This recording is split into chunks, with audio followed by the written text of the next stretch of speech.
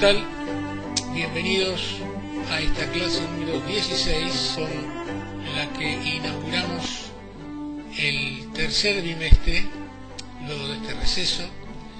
Y en esta clase 16 ya vamos a profundizar todo lo referente al tema de la entrevista, la relación entre personalidad y entrevista.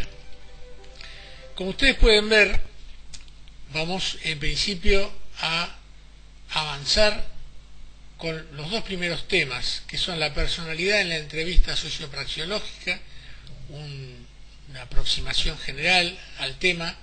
Algunos conceptos ya hemos estado viendo, incluso en la clase número 15 hicimos un pequeño avance sobre este tema. Y luego vamos a hablar hoy sobre la construcción y formatos de la entrevista, el concepto de encuadre, de rol, de contrarrol, el rol complementario en la entrevista. No obstante, a lo largo de este bimestre vamos a ir desarrollando, que va a estar dedicado todo al tema de entrevista, también las técnicas de atención flotante, el concepto de disociación instrumental, los procesos proyectivos y los procesos identificatorios durante la entrevista, qué es esto de proyección, identificación, la relación entre entrevistado y entrevistador, cómo se da esta interacción, lo que es el reforzamiento actitudinal de uno y de otro, la dinámica de las personalidades, lo que hemos ya dado en llamar personalidades complementarias y personalidades suplementarias. Vamos a ver estilos de intervenciones y actuaciones en la entrevista, y otros métodos, por ejemplo, dentro de la entrevista, lo que llamamos la observación. Y luego, para cerrar entonces este módulo 3, veremos en próximos encuentros la confección del informe sociopraxiológico precisamente de la entrevista. Bien, ustedes tienen, lo están viendo ahora, tienen junto con este vídeo, tienen un PDF donde van a encontrar un breve resumen tomado de los capítulos de los libros de la cátedra, en este caso Personalidad y Sociopraxiología del 2016 y más recientemente Cómo me convertí en quien soy del 2017. De allí hemos tomado un pequeñísimo resumen para que podamos avanzar en lo que es la definición de entrevista, el origen del vocablo y demás.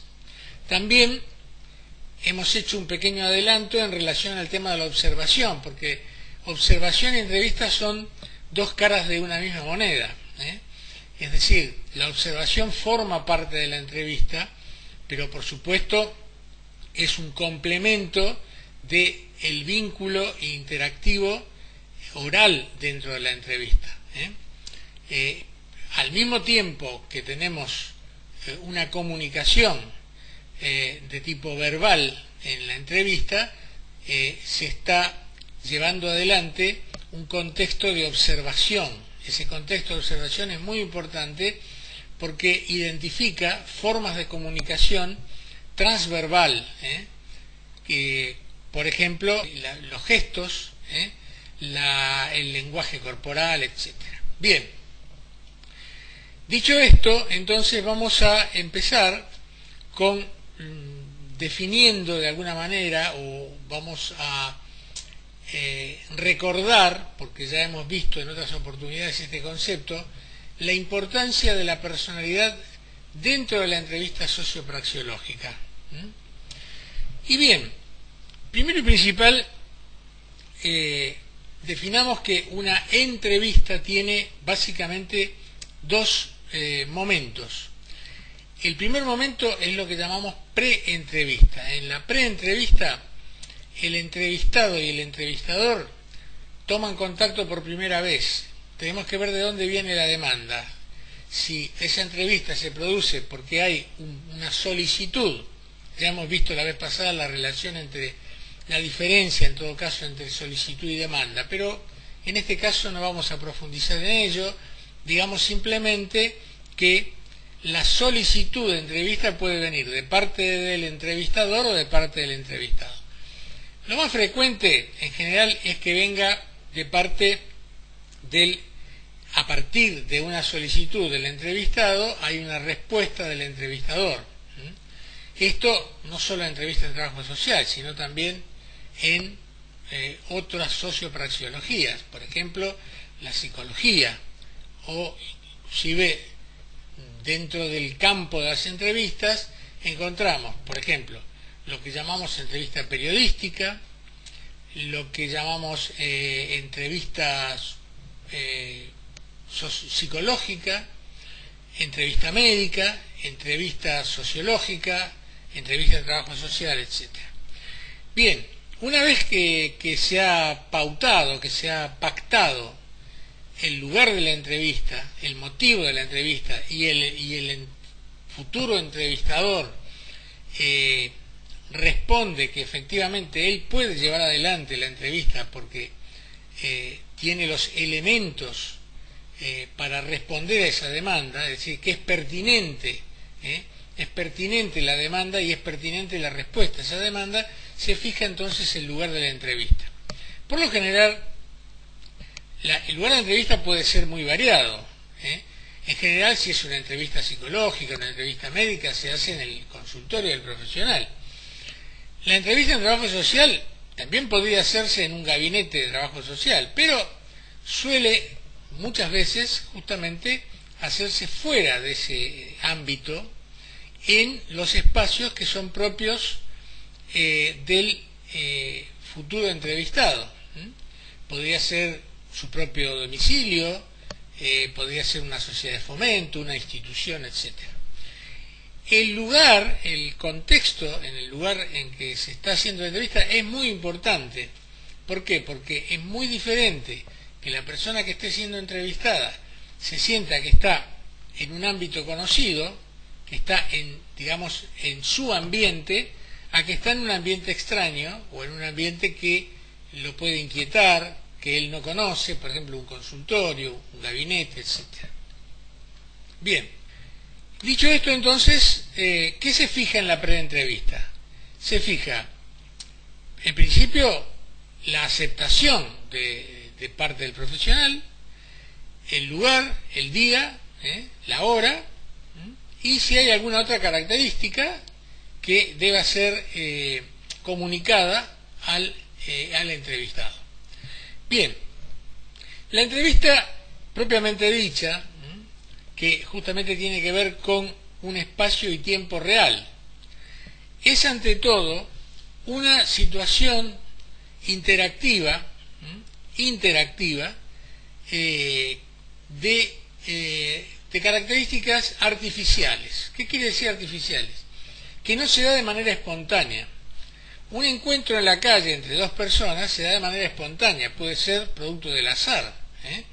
Yo voy caminando, me encuentro con una persona que conozco, la saludo, puedo parar y conversar algo, etc. Son encuentros contingentes, circunstanciales. El hecho de pautar o de pactar una entrevista es una situación artificial, es una situación que parte del consenso de dos personas que justamente quieren ponerse en contacto para avanzar sobre un determinado tema. En este caso, la entrevista en trabajo social, como dentro del campo de las entrevistas sociopraxiológicas, ¿qué quiere decir esto?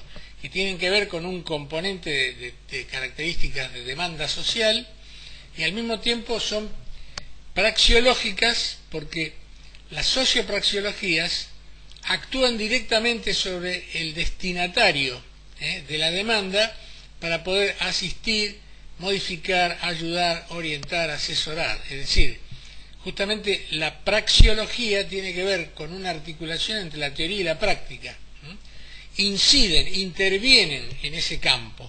No solamente observan y teorizan, sino que intervienen con objetivos de transformación o de respuesta operativa a la demanda de un paciente, de un vecino, en el caso del trabajo social, en el caso de lo que podríamos llamar una demanda médica, obviamente para efectuar un diagnóstico. El diagnóstico, que es el conocimiento a través, eso significa diagnóstico, es justamente un corte sincrónico que se hace a través de una historia, de una diacronía. Es decir, cuando yo hago un diagnóstico de alguien, por ejemplo, en el caso nuestro, el caso del estudiante que tiene que hacer una práctica, y el profesor le dice, trate de establecer durante los primeros minutos de la entrevista qué tipo, qué perfil, qué estilo de personalidad le parece a usted que tiene esa persona, a partir de una serie de datos que va percibiendo y observando en los primeros minutos de la entrevista. Ese es un diagnóstico, aunque es provisorio, es un diagnóstico, es un corte en el aquí y ahora. La persona que está haciendo el diagnóstico no conoce toda la historia, pero lo que está observando tiene una historia. Lo que nos importa en este momento es hacer un corte sincrónico, observando y diciendo, bueno, por esto y por esto otro, me parece que el estilo de personalidad es tal. Bien. Entonces, al momento del encuentro, de la entrevista, justamente donde es hecha en tiempo real entre dos o más personas, porque una entrevista podría ser uno o más entrevistadores y uno o más entrevistados. También podría ser, por ejemplo, en el caso de las entrevistas de terapia familiar, donde está la familia y el terapeuta, por ejemplo. Bien, veamos ahora los tiempos de la entrevista, los momentos o las fases genéricas que detectamos en una entrevista promedio. Por supuesto que cada entrevista tiene, como cada persona, una historia propia.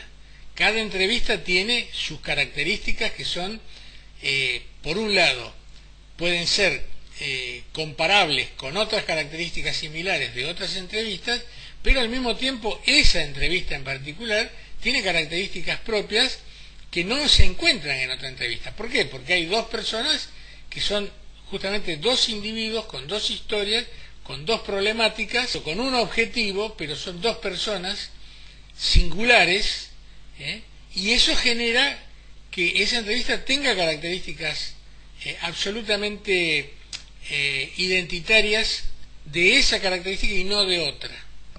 Entonces, podemos dividir el desarrollo de una entrevista promedio en tres fases. La primera fase es la fase del encuentro, son los primeros minutos. En esta fase del encuentro, el entrevistador crea un espacio, un contexto para dar seguridad, confort al entrevistado, además de indicarle, además del saludo inicial, indicarle dónde se va a hacer la entrevista, dónde se debe sentar, hacer comentarios contextuales que no son específicos, como por ejemplo, ¿qué tal? ¿Cómo llegó bien aquí? Etcétera. Bien, como habíamos hablado por teléfono, etcétera, etcétera. Luego habrá algunas otras indicaciones que son operativas y finalmente, entonces, antes de comenzar la entrevista de contenido, el entrevistador le dirá al entrevistado, bueno, si le parece bien, vamos a estar aquí reunidos, más o menos un tiempo aproximado, le dirá 40 minutos, 45 minutos, etcétera, etcétera. Yo le voy a ir avisando un rato antes, cuando finalicemos la entrevista, o algunas otras características, en fin. Por si el entrevistado justamente dice, sí, mire, pero ¿sabe qué pasa? Yo no se lo dije por teléfono, pero yo me tendría que retirar antes de tal hora porque tengo que ir a buscar a mi hijo, etcétera. Entonces es importante ver si todo va a funcionar dentro de lo pautado. Si uno observa que hay alguna duda por parte del entrevistado, otra posibilidad es también decirle, necesita previamente hacerme alguna pregunta, alguna duda que usted tenga, etcétera, etcétera. Es decir, todo eso crea condiciones de mayor estabilidad. La primera fase de la entrevista, que puede durar tiempo variable, supongamos que la entrevista dure 45 minutos, y supongamos, esto por eso digo que es variable, que durante los primeros 10 minutos podamos ubicar esta primera fase, que es una fase de mutuo conocimiento, donde si analizamos el tipo de ansiedades que se da en general en el entrevistado, decimos que es una ansiedad inicial, una ansiedad de encuentro, que suele llamarse, o algunos autores suelen llamar, ansiedad persecutoria. ¿Qué quiere decir esto? Persecutoria, ¿por qué? Porque el sujeto que está siendo entrevistado todavía no sabe bien cómo es esa dinámica, no sabe si sus respuestas son adecuadas o no lo son, puede tener desconfianza, puede estar ansioso. De alguna manera es una situación, entre comillas, de examen, se siente como examinado por el entrevistador, ¿sí? Entonces llamamos esa una ansiedad de contacto, ansiedad inicial, ansiedad persecutoria. Después de los primeros minutos, supongamos los primeros 10 minutos, para tener una referencia simplemente, ya ese mutuo conocimiento genera una distensión, independientemente de los temas que se estén tocando. Imaginemos que la entrevista que se esté haciendo sea de tipo llamada semiestructurada, es decir, no es una encuesta, no es una anamnesis que al sujeto se le haga una pregunta tras otra, sino que se abre la posibilidad a través de algunas preguntas disparadoras de que el sujeto pueda hablar y uno hace repreguntas, como en el caso de las entrevistas periodísticas. La repregunta es muy importante. Cuando uno ve que el sujeto está aportando mucha información, está bueno no interrumpirlo, salvo que esa información no sea significativa para nosotros en ese momento o se desvíe. Entonces uno trata de volver al eje de la información significativa que nos interesa en función del objetivo de la entrevista.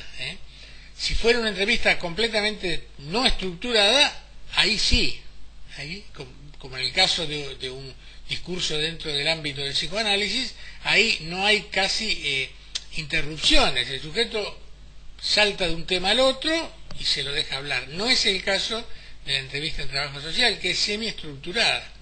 Luego entonces esa segunda parte o segunda fase, el sujeto se relaja de alguna manera y entramos en lo que llamamos el periodo de meseta.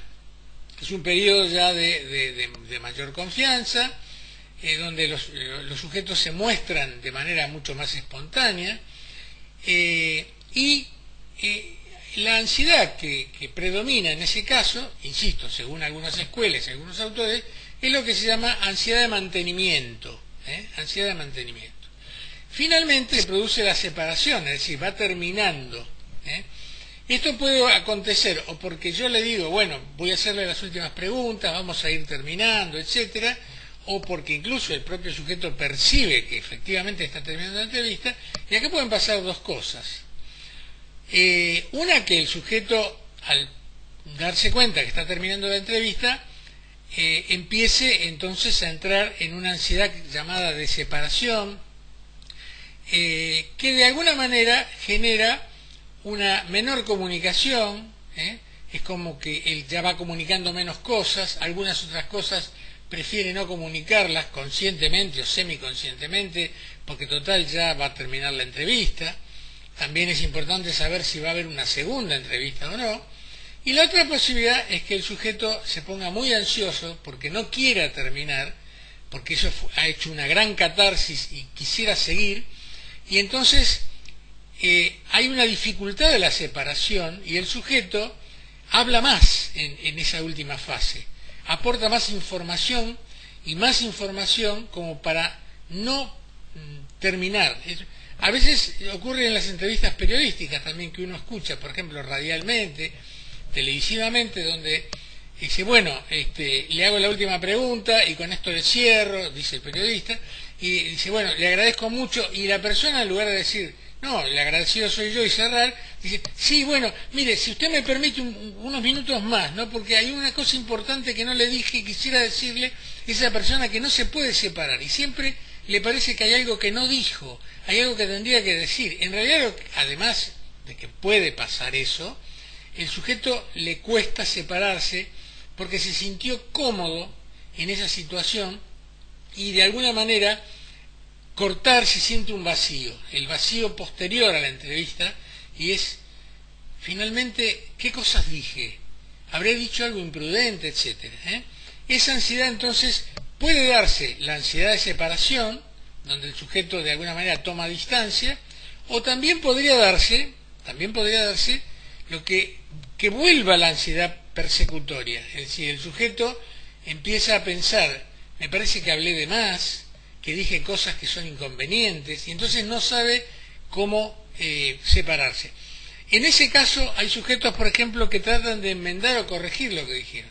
Bueno, también le agradezco entonces, lo único que quisiera decirle, hoy cuando hace un rato yo le dije eso, no quisiera que se me interprete mal, en realidad yo no me expresé bien, me parece, no sé si usted lo entendió, porque yo lo que quería decir en realidad no era exactamente eso, porque claro, yo fui un poco exagerado tal vez, es decir, como diciendo, quiero arreglar las cosas porque me parece que dije cosas que no sé si está bien lo que dije, etcétera, ¿no? Eso se da muy a menudo. Bueno, ahí el entrevistador no solamente es un elemento importante para ver lo que le está pasando, la ansiedad y el estilo de personalidad, sino que por supuesto la respuesta debe ser no volver a abrir algo que se está cerrando, sino de contener. No se haga problema, ha quedado muy claro. De todas maneras, si hay una segunda entrevista, lo hablamos en la próxima vez. Quédese tranquilo que yo lo entendí perfectamente. Es decir, de alguna manera, independientemente de que puede ser cierto o no lo que está diciendo esa persona, lo que no se debe hacer es volver a abrir haciendo una repregunta en el final. ¿Pero cómo? ¿Usted a qué se refiere? No, bueno, porque usted me había dicho... No, porque entonces la entrevista no va a terminar ahí, va a durar una hora más. O lo que es peor, el sujeto se va a ir con una gran ansiedad, porque dijo, entonces no me entendió bien, ¿no? Bueno, son cosas muy interesantes y que en parte son teóricas y en parte prácticas, y la percepción de estas cuestiones lo da evidentemente la experiencia clínica del entrevistador. Bien, y para finalizar este encuentro, dos cuestiones muy sencillas. Una, ustedes saben, el concepto de rol se refiere básicamente al personaje. Hemos hablado ya en alguna oportunidad de la persona y el personaje, pero luego en posteriores momentos, posteriores módulos, en el módulo 4 en realidad, vamos a profundizar en esos conceptos de persona y personaje. El concepto de rol se relaciona con el personaje profesional y el personaje del entrevistado y del entrevistador. El rol, que tiene que ver justamente con el lugar que yo ocupo y el objetivo que tengo, el rol del entrevistador es complementario al rol del entrevistado. Es decir, no hay entrevistador si no hay entrevistado. Pues hablamos de roles complementarios. El rol del entrevistado es un rol espontáneo. Lo importante es que él se asuma como entrevistado, de momento que hay un consenso, él acepta ser entrevistado y responde desde ese lugar. Pero responde no desde el punto de vista técnico, sino que responde con su personalidad. Yo no le pido al entrevistado que sea de determinada manera.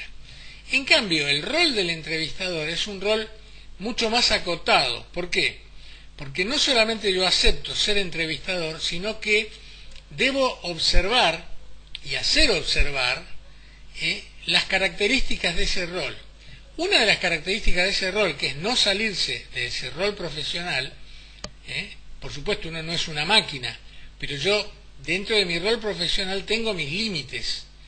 No puedo en el medio decir, mientras que hablo con usted me acordé que tenía que ir más tarde a pagar mi cuenta de luz, así que me espera un segundito que voy a ver cuánto debo. Es decir, digo un disparate, ¿no? Pero quiero decir, yo no me puedo mostrar desde el punto de vista de mis necesidades personales, más allá de lo lógico, obviamente, porque estoy en un rol profesional. Si la comunicación es de persona a persona, por supuesto que sí, pero sin abandonar esos roles pertinentes. Cuando yo digo de persona a persona, digo reconociendo a la persona, el nombre de la persona, entendiendo sus necesidades, y también yo las tengo. Yo no voy a hacerle creer al entrevistado que no puedo estar cansado, que no como, que no soy una persona con necesidades, pero no voy a hablar de eso ahora.